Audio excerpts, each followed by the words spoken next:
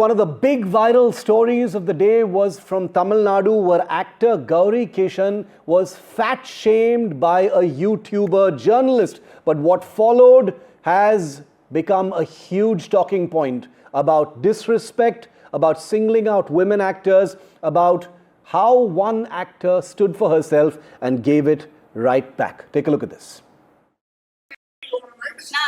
நான் பேச விடலாமா சார்? நான் நீங்க பேச விடல என்ன? சரி, நீங்க அன்னைக்கு ஹீரோ கிட்ட கேட்டீங்க, அவங்க இப்படி இப்படி அவங்க தூக்குறீங்க, அவங்களுக்கு எவ்வளவு வெயிட், அது ஒரு ஃபர்ஸ்ட் பாடி ஷேப். அது பாடி ஷேமிங். நீங்க பேசும்போது நான் உங்களை இன்டரப்ட் பண்ணல, நான் பேசுறேன், நீங்க இன்டரப்ட் பண்ணாதீங்க. அதான் டைரக்டரோட சாய்ஸ்ங்க. நீங்க யாருக்கு அது கேக்குறதுக்கு? சரி,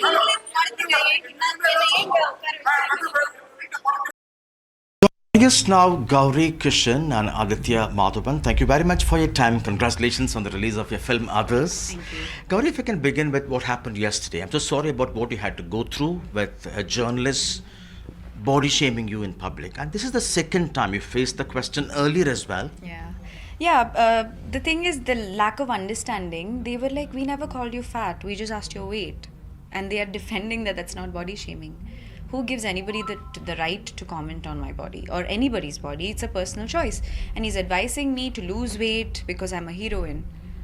Are we still, like, I thought in the 21st century things have changed, and it's not about physical appearances. And I did mention how I let my work speak, and I know I don't need, like, who is he? Like, who makes him like that? Where is that attitude coming from where he thinks that he can ask you whatever it is? And for a good solid 10 to 12 minutes it went on, and the fact that they had reasons to go again and again and like attack me for so long, and say it's maybe because you don't know the language, just because I'm not from my native is not Chennai, but I was speaking in fluent Tamil. So this is extreme emotional manipulation and abuse, where they make you look like the fool and they make you look stupid, because he was so offended that I called his question stupid. And I told him it is a stupid question, please don't call this journalism.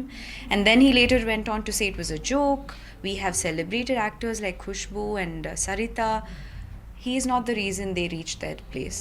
He feels, or people like in the press think, that they are the reason they have reached, or they have put them their Khushbu ma'am and Sarita ma'am or whoever have made their mark. It is their hard work. It is a result of their talent and hard work and perseverance. And from where is this thing coming that the press is doing us a favor? So it's absolutely ridiculous. The industry and the larger public commend you for standing your ground, although you were the only woman present in that hall. And you were particular, this cannot be normalized. Body shaming cannot be normalized. Absolutely. It happens everywhere, not just in industry, at homes. It's happening everywhere, and it's so, if you react, they're like, why are you making this a big deal? That's when I say stop normalizing. And it's like, no, we find it bubbly and cute. No, I'm not going to let that go. Like, we let so many things slide, but it carries on and becomes a bigger trauma tomorrow.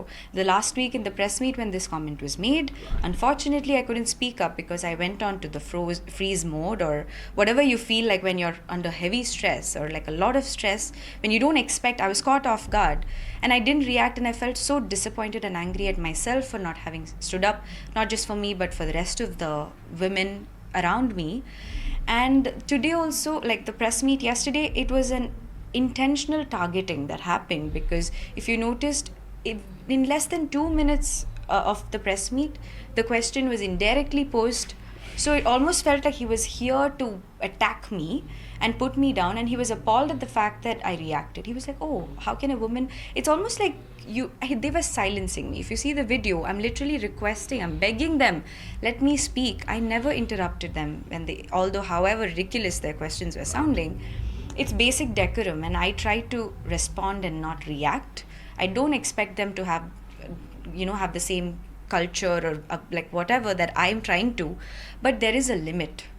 like the limit of go and lose some weight, who the hell does he think he is? Who gives them the right to say that? So that's what I'm saying. No other actor should go through this, be it women or male. Your physical appearance is not everything, and I let my work speak, and the industry is much more than that. Stop making it look like it's so low, or like stop reducing it to what it's not. Your colleagues were with you, including the director. Do you think they should have spoken?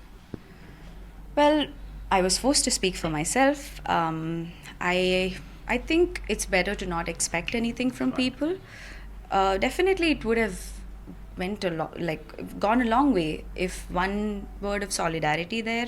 It's all about spontaneous, and nobody's prepared for this. I've been in the industry for whatever experience. Nobody teaches you these things, but these are things that should feel like human nature. It should just happen. Your message for young women who face this all the time but don't have the guts to speak out. You don't have to tolerate it. This has to stop. This is not okay. You speaking out does not mean you're too much or you're being dramatic or overreacting. Don't listen to that. If you feel offended, even something, the tone, anything, you don't have to justify. If it's crossed the boundary, it's crossed the line, it's crossed the line. Do it your way.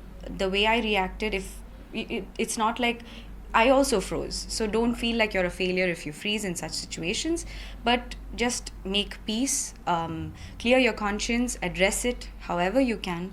If you can't reach that same person, if another person in a private setting is doing it, call him out respectfully. Do it your way. Right. Aditya, you were there. Now do you regret that your team should have spoken? Of course, sir. I think we could have spoken. I'd like to apologize to Gauri publicly. I feel like it was one of my duties to speak up. But as I said before, interrupting was one of the thoughts that was going on in my head, and I actually froze for a second, thinking, not knowing what to say. Maybe what I said would have even escalated the issue in a very bad way. But I personally feel, despite me wanting to help, like, she handled it, she owned that space, she really came forth, and I think her perspective is what matters in what she's trying to say.